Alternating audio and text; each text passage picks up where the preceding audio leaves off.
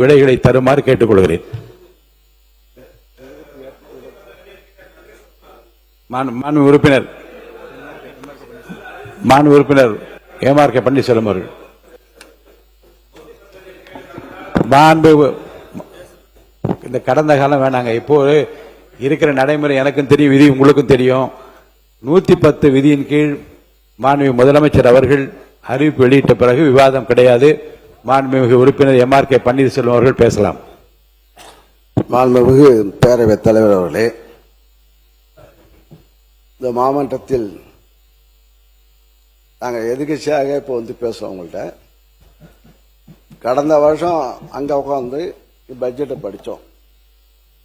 ஆக இப்போ புதிய ஆட்சி புதிய அமைச்சர் இங்கே பட்ஜெட் வேளாண் பட்ஜெட்டை படித்திருக்கிறார்கள்.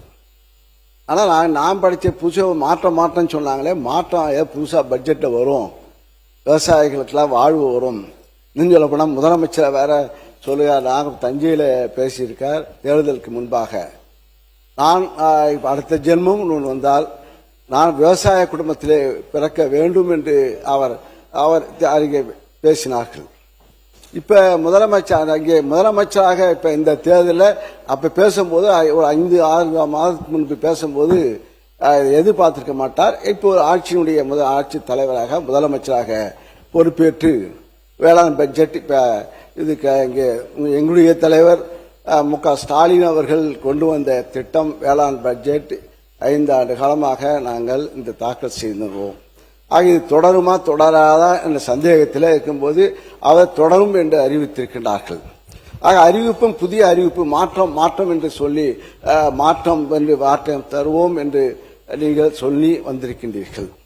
ஆனால் வேளாண் பட்ஜெட்டில் மாற்றம் இருக்குமா என்று ஆவலாக படித்து பார்க்கும்போது பார்த்தா மாற்றத்தையே காணும் என்ற ஏமாற்றம் தான் அதிகமாக இருக்கிறது என்பதை நான் இங்கே அமைச்சருக்கும் முதலமைச்சருக்கும் தெரிவித்துக் கொள்கின்றேன். இப்போது இந்த பட்ஜெட்டில் பேசுவதற்கு நான் இங்கே 7வது முறையாக இங்கே சட்டமன்றத்தில் கலந்து கொண்டு பேசுவதற்கு வாய்ப்பை தந்த எங்களுடைய தலைவர் முன்னாள் முதலமைச்சர் அண்ணன் தளபதி ஸ்டாலின் அவர்களுக்கு நான் நன்றியை தெரிவித்துக் கொள்கிறேன். அதே போல எங்களை எல்லாம் ஆளாக்கி கலைஞர் அவர்கள் எங்களை எல்லாம் முதலாக 96 என்னை இந்த மன்றத்திலே வெற்றி பெற வைத்து அமைச்சராக்கினார்கள். அவர் காலத்திலே கொள்கை இன்னும் சொல்ல போனால் முதலமைச்சரோட அன்னைக்கு ஒரு வார்த்தை சொன்னார். எங்களுக்கு எல்லாம் வருத்தம், அரசியல் கட்சி நீங்கெல்லாம் பேப்பரை படிக்கலையா? ஆக இது பேசிய இயக்கம், இது திராவிட இயக்கங்கள் பேசிய இயக்கம். பேசி கொள்கையை பேசி அங்கே ஆட்சியை பிடித்தவர்கள், மக்களுடைய மனதை தொட்டவர்கள், மக்கள் மனதிலிருந்து நாங்கள் வந்தவர்கள். அத்தகைய உணர்வுள்ளவர்கள் திராவிட இயக்கத்தை சார்ந்த நாங்களாம் தான் சரி. அதிமுக இப்போ இங்கே நாங்கள் முறை சொல்லி இன்னும் சொல்ல போனால் காலையில் இங்கே நாங்களாம் அமைச்சராக இருக்கும்போது இப்பயும் சரி, கலைஞராக இருக்கும்போது சரி, MK ஸ்டாலின் இருந்தப்போ எங்களுக்கெல்லாம் மந்திரிக்கெல்லாம் ஒரு பதப்பதப்பு இருக்கும். காலையிலே 5-6 மணிக்கெல்லாம் போகணும். காலையில் 6 மணிக்கு 7 மணிக்கு இல்லை 8 மணிக்கு வந்தாலும் தாண்டினாதான் எங்களுக்கு நிம்மதியாக இருக்கும். ஏன்னா பேப்பரில் காலையிட்டு கலைஞராலும் சரி, எங்களுடைய முதலமைச்சர் அந்த முதல்வராக இருந்தாலும் சரி, அவரை செய்தித்தாளை பார்த்துவிட்டு தொலைக்காட்சியை பார்த்துவிட்டு அந்தந்த துறையினுடைய அதிகாரிகளுக்கு நேரடியாக அவர் எங்களுடைய முதல்வராக இருந்த அண்ணன் தளபதி அவர்கள் பேசுவார்கள். அந்த துறை அமைச்சரை தொடர்பு கொண்டு இந்த இடத்துல இந்த பிரச்சனை, கலெக்டர்களுக்கும் டென்ஷன். ஆக நாங்கள் டென்ஷன்லேயே 5 ஆண்டு காலம் இருந்தோம். 5 ஆண்டு காலம் இருந்தாலும் 5 ஆண்டு காலம் டென்ஷனாக நாங்கள் மக்களுடைய பிரச்சனை. ஆக நீங்களாம் ரிலாக்ஸா இருக்கீங்க, அதான் ஆச்சரியமா இருக்கு. எங்களுக்கு ரிலாக்ஸா இருக்கீங்க, நீங்களாம் ரிலாக்ஸா இருக்க, நாங்களும் டென்ஷனா இருந்தா இந்த IAS இருக்கின்ற மேடையில் இருக்கின்ற இங்க மக்கள் இருக்கின்ற அதிகாரிகள்லாம் டென்ஷனா இருப்பாங்க. மாண்பு நீர்வளத்துறை அமைச்சர் அவர்கள். மாண்பு பேரவைத் தலைவர்களே, உறுப்பினர் சொன்னாரு இன்னைக்கு காலையில நேற்று நைட்டும் சரி இன்னைக்கு காலையிலும் சரி முதலமைச்சர் மாண்பு முதலமைச்சர் இன்னைக்கு ஒரு சின்ன வாய்க்கா பிரச்சனை கூட போன் அடிச்சு அதை உடனே சரி செஞ்சாச்சான்னு கேட்கக்கூடிய ஒரு முதலமைச்சராக தான் இருக்கிறார். உங்களோட நீங்களாவது 5 வருஷம் டென்ஷன், நாங்க தினந்தோறும் டென்ஷன்ல இருக்கிறோம். எதுலயோ எந்த ஒரு சின்ன விஷயமா இருந்தாலும் எங்களுக்கு அப்படி ஒரு பயம் இருக்குது. மாண்புமிகு அமைச்சர் பிஸியா தான் இருக்கார். அவர் பிஸியா இருக்கார். ஏன்னா எல்லா கட்சி தொண்டாரும் அவர் பார்த்து புதுசாக வந்த இயக்கம். நாங்க வந்து 96 நாங்களாம் மந்திரியாகும் போது எங்களுக்கு அதே போல தான் இளைஞர்களும் வந்து எங்களை வந்து கேட்பார்கள். இனிமேல் தான் உங்களுக்கு தெரிய போகுது. பாருங்க, மேடை எதிர்பார்க்க போது பேசும்போது பேசுவது எளிது, ஆக நடத்தும் போது தான் தெரியும் கஷ்டங்கள். பாருங்க, இன்னும் கொஞ்சம் 3 மாசம் தான் ஆயிருக்கு. இப்ப பாருங்க, விவசாயிகள் போராட்டம் இல்லாமலே 5 ஆண்டு காலம் வாழ்ந்தார்கள். அதை பாராட்டணும். 5 ஆண்டு காலம் தமிழகத்திலே விவசாயிகள் போராட்டம்.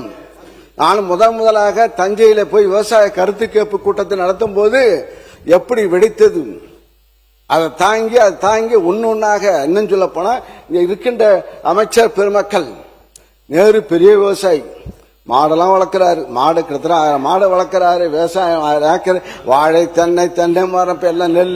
அதே போல வேலு அவர்கள் டிராக்டர் ஓட்டுவார், புதிய அண்டை வெட்டுவார், வயலில் அண்டை வெட்டுவார். நீங்க செங்கோட்டையனும் மாண்பு பேரவைத் தலைவர் அவர்களை, மாண்பு உறுப்பினர் அவர்களை சிக்கலுக்கு விட்டு விடக்கூடாது. ஏனென்றால் சீலிங் இருக்கிறது, அதை மாட்டி விடுவாது. ஆயிரக்கணக்கான சரிங்க, அப்ப இருந்தது. இப்ப செங்கோட்டையனுக்கு எவ்வளவு கணக்கு பார்த்தா தெரியும்.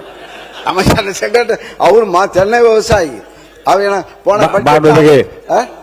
சட்டத்துறை அமைச்சர் அவர்கள், பேரவைத் தலைவர் அவர்களே, மாண்புமிகு உறுப்பினர் வந்து போற போக்கில் அப்படியே நகைச்சுவையோட சிரிச்சுக்கிட்டே வந்து போராட்டங்கள் இல்லாத ஒரு ஆட்சின்னு சொன்னாரு. போன ஆட்சியில விவசாயிகள் போராட்டம் பண்ணி அவங்க மேல குண்டாஸ் போட்ட அரசு போன அரசு. எத்தனை பேர் குண்டாஸ் போட்டு அவங்க எவ்வளவு கஷ்டப்பட்டாங்கன்னு தெரியும். விவசாயிகள் போராட்டம் கடுமையாக அடக்கப்பட்டது, எல்லா இடத்திலும் அடக்கப்பட்டது. அவ்வளவு வழக்குகள் இன்னும் நிலுவையில் இருக்குது. அவ்வளவு பேர் நிலுவையில் உள்ள வழக்குகளை வாபஸ் பெற சொல்லி போன வாரம் தான் விவசாயிகள் சார்பாக பெரிய கோரிக்கையும் வைக்கப்பட்டது. சோ அதை வந்து இங்கே குறிப்பிட விரும்புகிறேன். நன்றி. உறுப்பினர் நீங்க பேசலாம். மிகு பேரவைத் தலைவர்களே, அவர் எந்த போராட்டம் தெரியாம பேசுறாரு. அது திருவண்ணாமலை சிப்காட்ல எடுக்கும் போது நடந்த போராட்டம், அதை பத்தி அவர் பேசுறாரு. விவசாயிக்கு வந்து நெல் விலையை உயர்த்தி, அந்த வயலை உயர்த்தி, இது கேட்கவே இல்லை. வறட்சி, திடீர்னு மழை பெய்யும். எங்க ஆட்சியில திடீர்னு, உங்க ஆட்சியில மழையே பெய்யல. எங்க ஆட்சியில திடீர்னு மழை பெய்யும்.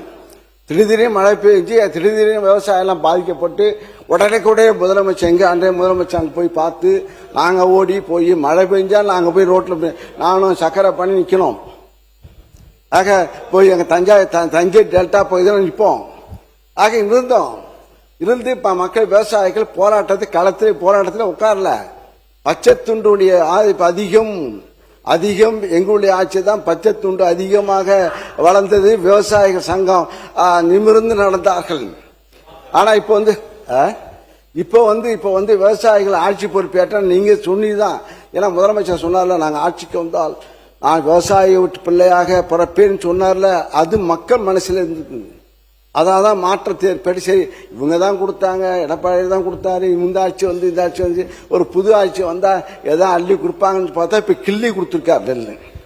நாங்க 2550 ரூபா கொடுத்தோம் நெல்லுக்கு விலை, இப்ப 2750 ரூபா கொடுத்தாங்க, 200 ரூபாய் ஏற்றி கொடுத்துருக்காங்க.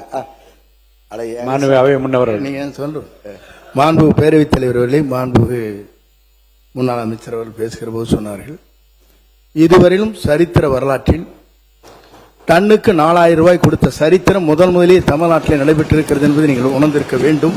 அது முதலமைச்சர் இப்போது அறிவித்திருக்கிறார். நெல் விலையும் அதே நேரத்தில் உயர்த்தியிருக்கிறார். உங்களை காட்டிலும் 2 மடங்கு உயர்த்தியிருக்கிறார்கள். ஆகவே ஒரு வரலாற்றை இன்றைக்கு தமிழ்நாட்டில் படைத்திருக்கிற ஒரு முதலமைச்சராக, விவசாயியை வாழ வைக்கிற முதலமைச்சராக இன்று இருக்கிறார் என்பதை நாடு அறிந்து கொண்டிருக்கிறது. உங்களுக்கு தெரியவில்லை என்பதுதான் வேதனையாக இருக்கிறது. பேரவைத் தலைவர்களே,